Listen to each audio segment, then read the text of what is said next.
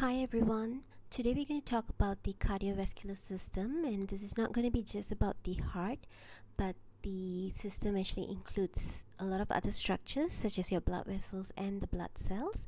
So we're going to look at each of these structures.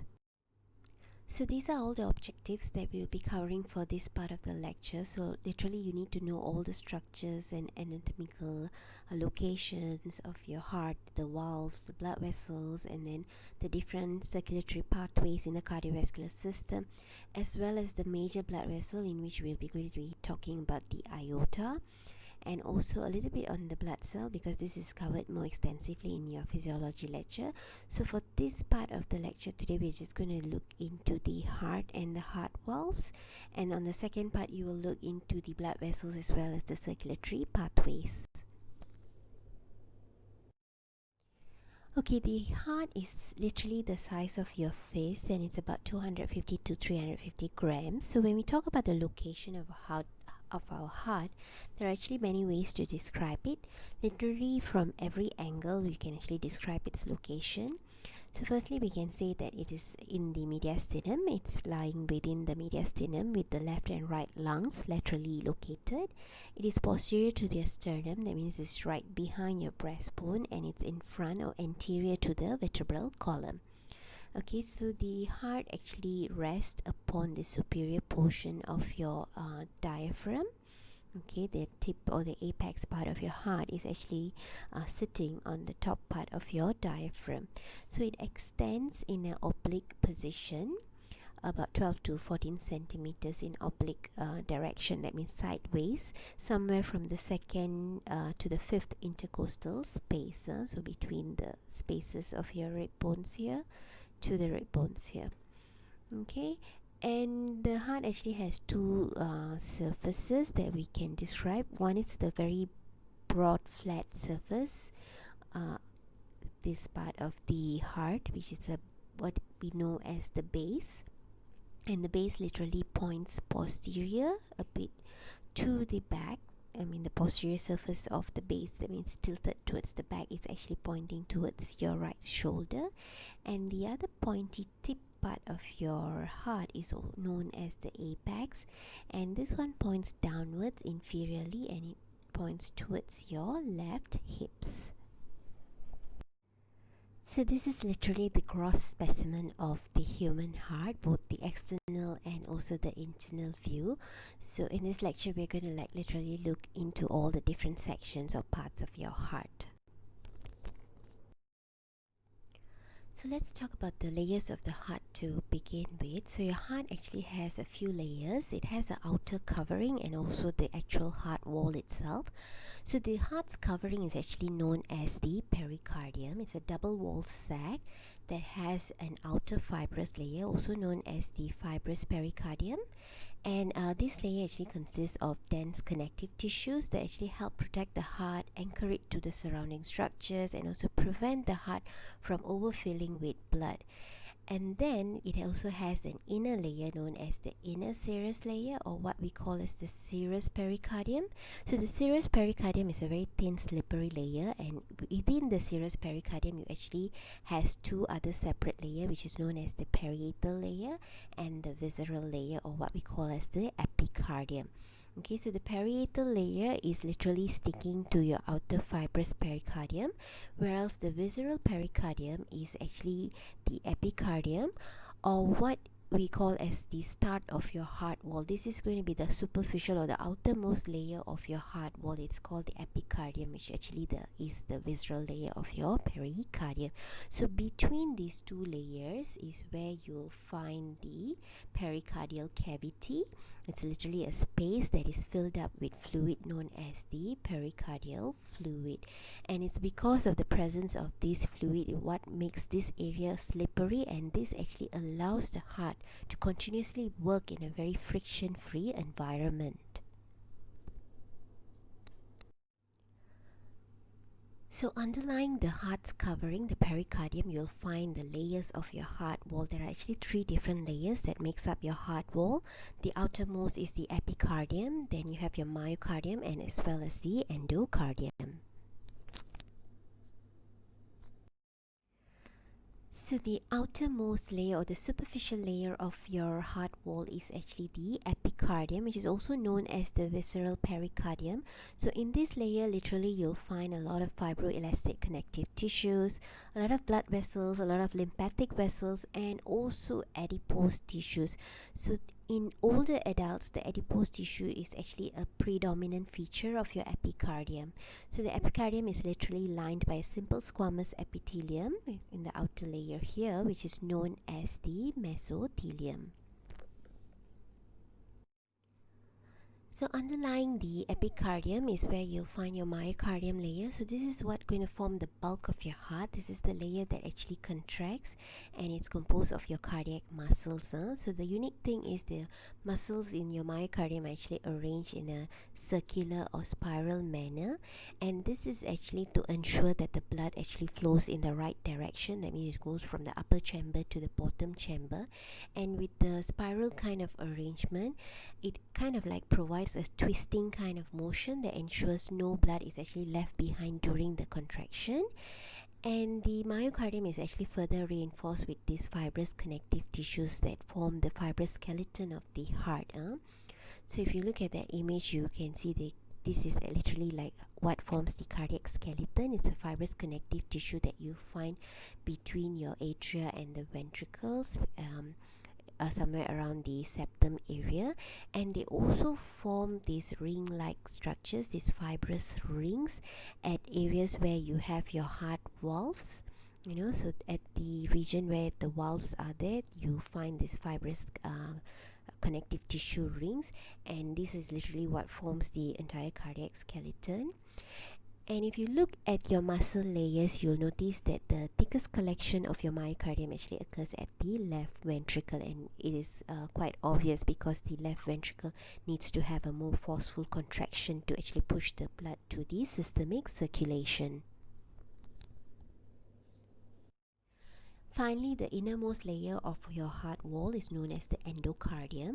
The endocardium is literally a very thin layer. You can see in the histology image down here, it's quite a thin layer, which is lined by an epithelium known as endothelium. So it's a simple squamous epithelium. But please remember, when you talk about the cardiovascular system, regardless if it's the heart or it's the blood vessel, the epithelium in this system is known as endothelium. This is the term that we use to describe the epithelium in your cardiovascular system. So the epithelium literally sits on a very well vascularized connective tissue layer, and underlying the epithelium there's a small space which we know as the subendocardial layer. So this layer has a lot of connective tissues, loose connective tissues, and it contains the veins and nerves, and also a very important structure known as the Purkinje fibers. These are the structures that will be actually we'll look at it when we talk about the conducting system of your heart. So they are very important to ensure that the electrical conduction of your heart actually takes place. So we're going to summarize all the layers of the heart from the coverings to the walls in this one particular image. So we will start with the pericardium, which is your outermost covering of your heart. And the pericardium, as you remember, consists of two layers, the outer fibrous pericardium and the inner serous pericardium.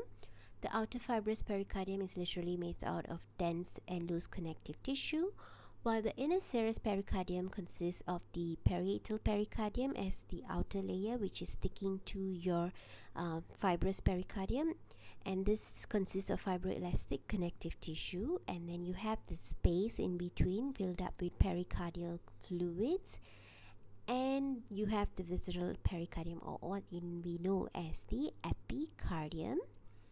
The epicardium is the first layer of your heart wall actually, and it consists of fibroelastic and connective tissue and is externally lined by what we know as the mesothelium.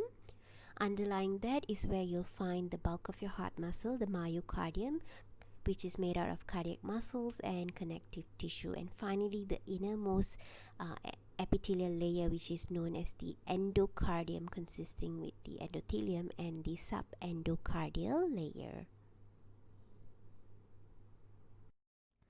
So when we look at the internal structure of the heart, you can actually realize that your heart has four chambers. We have two atrium that sits in the superior portion of the heart, and two ventricle that makes up the inferior part of your heart. So both these atrium and ventricles are actually separated by what we know as septums. So when it occurs between the atrium, it's known as the intra-atrial septum, whereas when it's between the ventricle, it's known as the intraventricular septum. So valves are present between the atrium and ventricle that helps prevent any backflow of blood during the contraction of the ventricles. So what we are looking at in this image is literally the external structure of the heart, both in the anterior and the posterior view. And in both views, you can actually appreciate different structures of the heart. And if you notice, your heart is actually slightly tilted.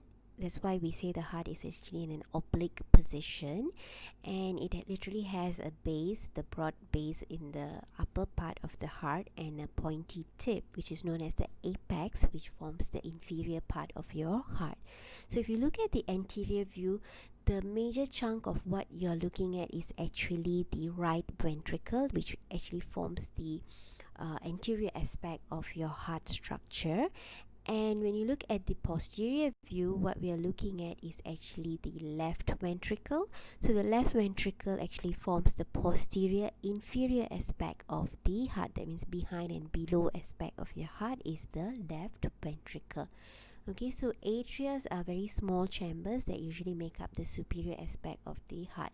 So underlying all this purplish color structure is where you'll find your atria.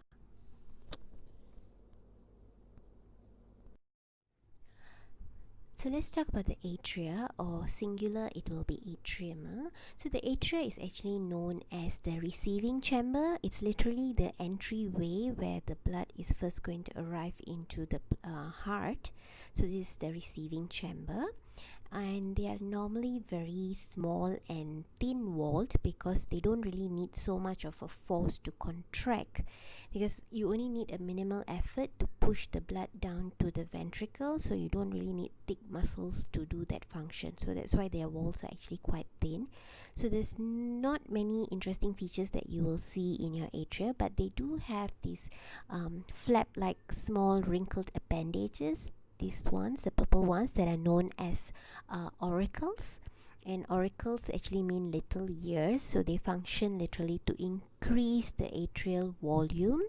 And besides that, if you see the internal structure of the atria, you'll find this projection, like teeth-like projections here. Okay, these are known as the pectinate muscles.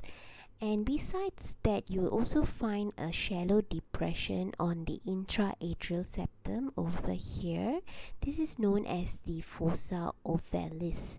Okay, so fossa ovalis actually marks the spot where there was an opening known as the foramen ovalis that existed in the fetal heart. Okay, so your fetal heart blood circulation is totally different from the adult one.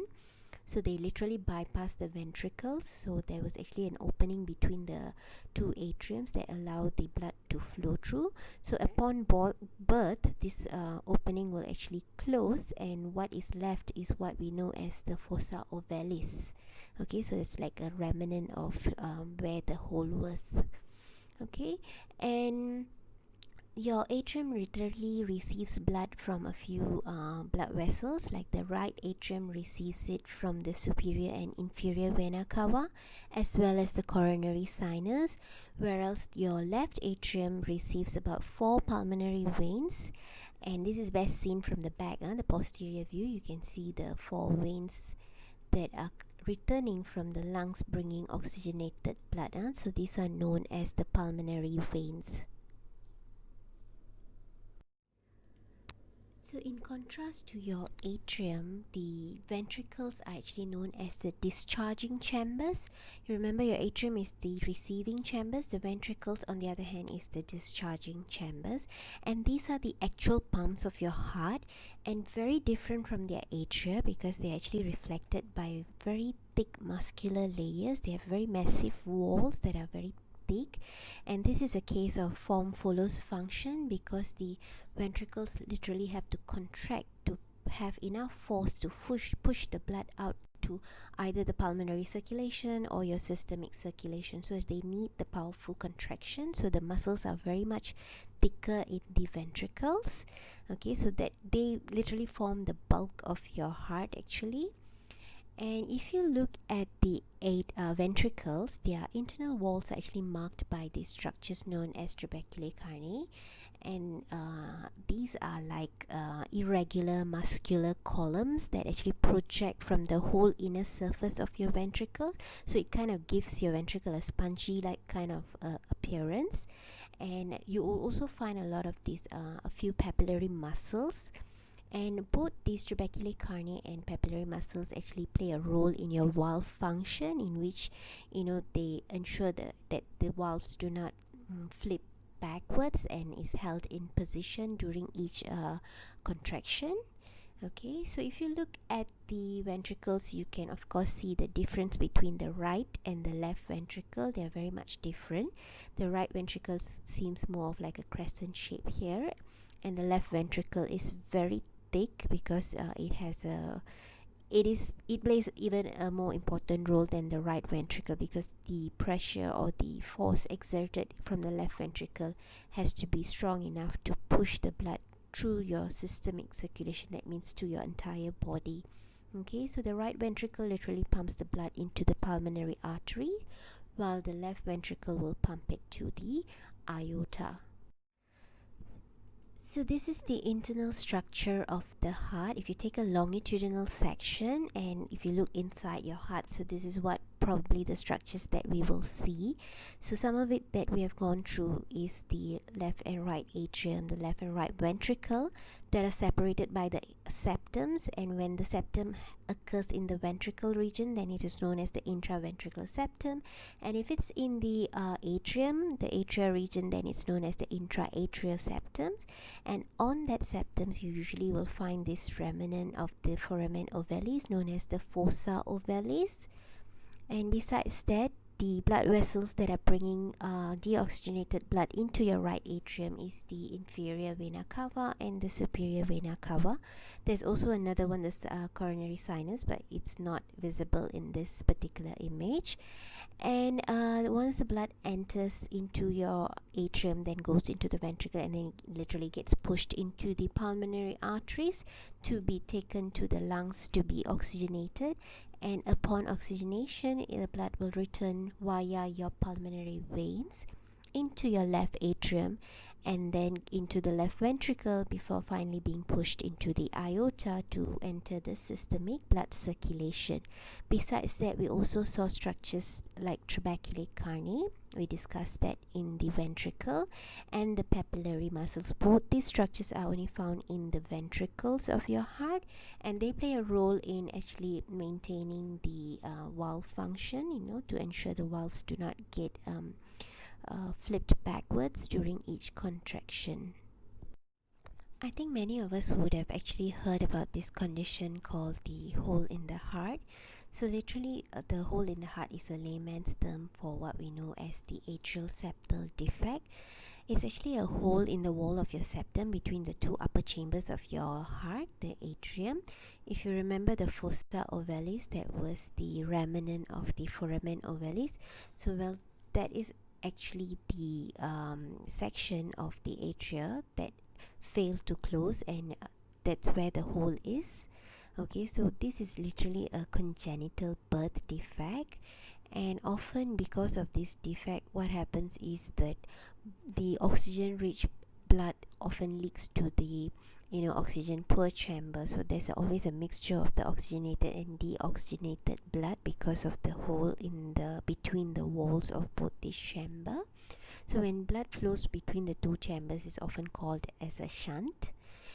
And because the blood is often mixing up together, so there's actually less oxygenated blood is going to go through your body, and this eventually is going to cause that patient to be present with a lot of signs and symptoms of lacking of oxygen. So they often have signs and symptoms such as dyspnea, shortness of breath, fatigue. They have intolerance towards exercise, they have palpitation, and if it's very young children, sometimes they may appear bluish a condition known as cyanotic.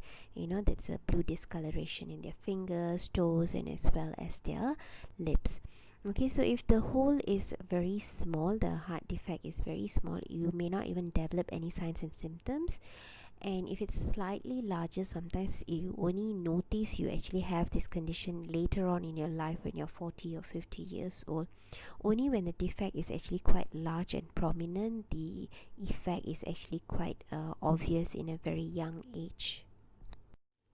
So let's talk about the heart valve. In the heart, you actually have 4 valves that prevent the backflow of blood. So that's literally the main function of your valve, to prevent any backflow of the valve when the ventricles are contracting. So we have 2 sets of them. One is known as the atrioventricular valve and the other being the semilunar valve. So from the word atrioventricular, you know this is going to be located between your atria and your ventricle. And in the right side, you have the tricuspid valve, which has 3 cusps, and that's why it's called tricuspid. And on the left side, you have the bicuspid valve, which is also known as the mitral valve, and this one has 2 cusps. That's why it's called bicuspid. And literally your AV valves are attached by these tiny white collagen cords known as chorda tendinae, which actually anchors them to the papillary muscles in the ventricles, and these are the ones that are actually holding them in place to prevent them from flipping back into the atrium when the ventricles are contracting. So at the base of your large blood vessels, you'll find your semilunar valves. These are literally valves that have about 3 cusps, and they are roughly in the shape of a crescent moon, and that's why hence they get the name as semilunar. And you find them at the base of your aorta, and it's called the aortic valve. And you also find it at the base of your pulmonary arteries, which is known as the pulmonary valve. So this is the same diagram showing you the internal structure of your heart, but with a complete labeling of all the structures that you can actually find inside the heart. So what we did not cover earlier that you should take note is the location of your valves, the atrioventricular valve, the tricuspid valve, and the bicuspid valve, as well as the aortic and the pulmonary valves location, where they are located. You can also see that the presence of the chorda tendinae, the collagen cords that are projecting from the papillary muscles and holding your valves in place. So they literally hold on to your valve during the contraction of the ventricle, so that the valves don't flip backwards into your atrium and allow a backflow of blood, because the ventricles have a very forceful contraction. So the chorda tendinae together with the papillary muscles are the ones that help hold the valves in place to actually prevent such an event from occurring. So all these structures you should be able to identify if you are given the image of a internal section of the heart. Okay, this is a superior view of the 2 sets of heart valves. One is a diagrammatic image. This is a diagrammatic image, while the other one is a photograph of the same thing. Okay, so this is probably how it will look like if we are going to remove the atrium and look at the heart from the top. You can see that the AV valve has 3 cups, the tricuspid one, and also the bicuspid valve or the mitral valve has the 2 cups. Okay, besides that, you can also take note of the 2 semilunar valves, the aortic valve and the pulmonary valves, which will tell you that the junction of the ventricles and the arteries arising from. So you know this is where the ventricle junctions are and the start of the major blood vessels. Okay, so this one is another image, a photographic image of the tricuspid valve, in which you can observe the chorda tendinae, okay, arising from the papillary muscles. So that's your chorda tendinae arising from the papillary muscles and attaching to the flaps of the valves up there. Okay, so it literally pulls the flap down and holds it in place during the contraction of your ventricles. If you ever put your ears to your chest, you'll actually hear your heart beating. Well, the noise that you're hearing, the lap dap noise, is actually the noise that is actually made because of your atrioventricular valve and your semilunar valves are closing. Okay, so in this schematic diagram, you can actually see how the valves actually function and how the classic lap-dap sound of the heart is actually produced because of this closure of the valves. So let's start with the very first image, and you can see the first one is about the AV valve opening. So when blood is returning from the pulmonary circulation or the systemic circulation and fills into the atrias, they will eventually push against the AV valves and cause them to open up so that blood can eventually flow into the ventricle, and the atrium will then contract to forcefully push all the blood that has been filled up in the atrium into the ventricle. So at this point, the atrial pressure is much higher, so the AV valve will be completely opened, and once the ventricle is filled up, it is going to be the ventricle's turns to contract. So when ventricles contract, they are forcefully pushing the blood, they're going to force the blood against the AV valve. So you can see in this particular image here, you can see how the AV valves have closed because the pressure of the blood that is pushing against the cusps of the valves, it's going to cause them all to close up against each other so that blood does not leak into the atrium. So while the pressure is being pushed against the valve to ensure that they are closed, the papillary muscles over here in the ventricles, they are also contracting. So when the papillary muscles contract, they actually tighten and pull against all these chorda tendinae. You remember the collagenous fibers that are actually attaching to your valves? They are actually pulling against the chorda tendinae. So the chorda tendinae is pulling your valve downwards so that it prevents the valve from flipping back into the atrium, because something is pulling against them because of all the pressure pushing against them, but you have a pulling force that is pulling them downwards, so that ensures the valve doesn't flip into the atrium.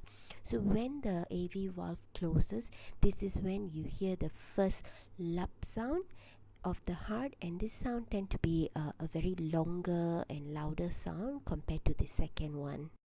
Okay, now that your ventricles have contracted, so blood is going to be propelled into one of the main major vessels, either the aorta or the pulmonary trunk.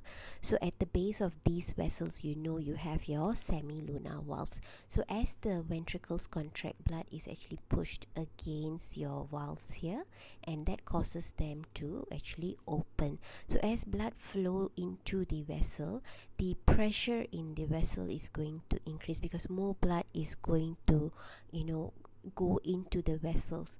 So what happens is the blood will then push against your cuffs of your valves, causing them to actually close. So you can see in this image, as the ventricle starts to relax and the pressure down here drops and the pressure in your vessels are much higher, the blood is going to at least flow downwards a little bit because there's a low pressure here.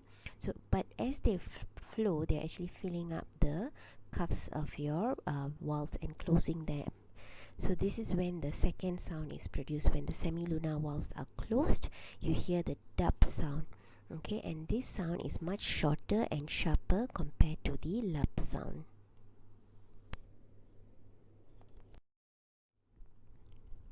Okay, your heart is actually very unique because it has its own inbuilt conducting system that allows it to continuously beat without being dependent on your nervous system. So when you look at the cardiac conduction system, it's actually a collection of nodes and very specialized conducting cells that actually initiate and coordinate the contraction of the heart muscle. So mainly you have a few of these collection that makes up the entire conduction system of the heart. So the sinoatrial node is the major node that we have. It is also known as the pacemaker. Okay, so this is a collection of very specialized cells that are actually located in the upper wall of the right atrium at the junction where the superior vena cava is entering, and these cells are able to spontaneously generate electrical impulses that spread via gap junction across both the atria and causes the atria to actually contract. So once the SA node, what we call the sinoatrial node, has fired its impulses, the impulse will actually spread across the atrial wall, and then it will cause the excitation or firing of what we know as the atrioventricular node. So this is the next collection of specialized cells that are actually located within the atrioventricular septum, just above the tricuspid valve. So from there, the impulse will then spread to what we know as the atrioventricular bundle. This is also known as the bundle of His.